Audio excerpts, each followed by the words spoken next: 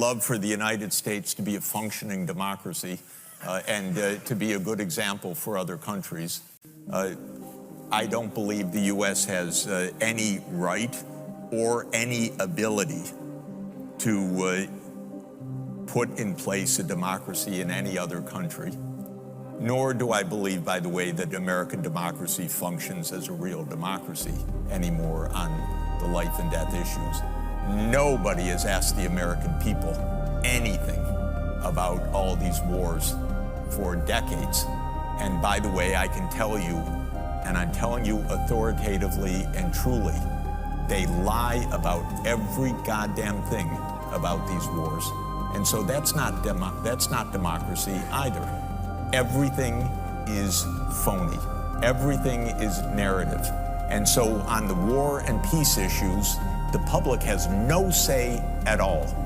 If you were to ask the American people now, and in fact, Gallup does, do you support Biden's foreign policy? I think the support is, you can look it up, 25 to 35% perhaps. I don't even think it reaches 35%. Where's the democracy in this?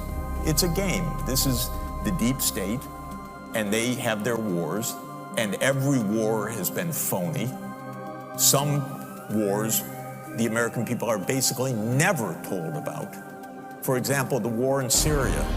And you may actually hear from grown-up reporters who are lying through their teeth or ignorant beyond imagining.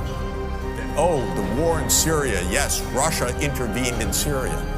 Well, do you know that that Obama tasked the Syrian government starting 4 years before Russia intervened? What kind of nonsense is that? This is not democracy. This is a game, and it's a game of narrative. Why did the U.S. invade Iraq in 2003? Well, first of all, it was completely phony pretenses. It wasn't, oh, we were so wrong, they didn't have weapons of mass destruction. They actually did focus groups in the fall of 2002 to find out what would sell that war to the American people. Abe Schultzke, if you want to know the name of the PR genius. They did focus groups on the war.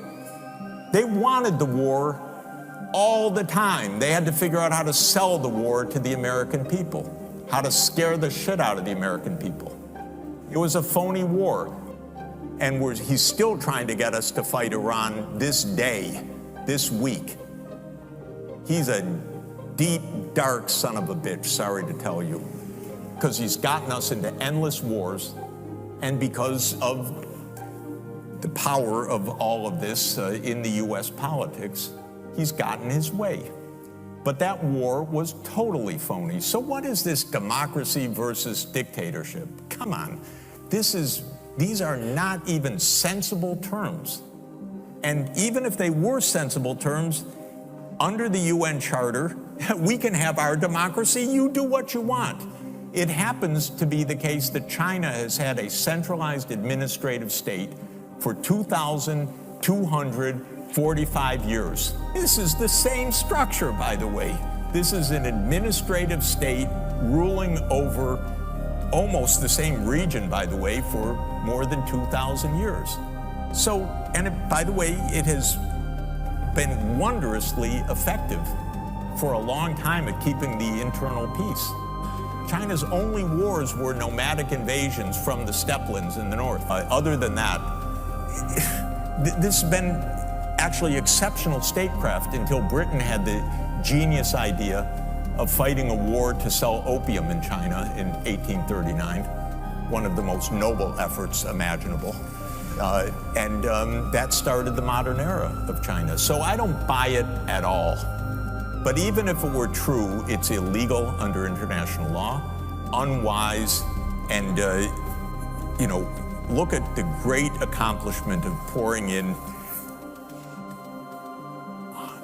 I don't know how many hundreds of billions of dollars into Afghanistan for 20 years to get from the Taliban regime to the Taliban regime.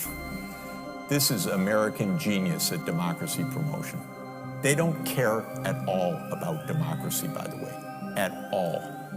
They topple governments they don't like, that won't do their bidding. They topple democracies if they don't like them. They'll topple anybody that they don't like.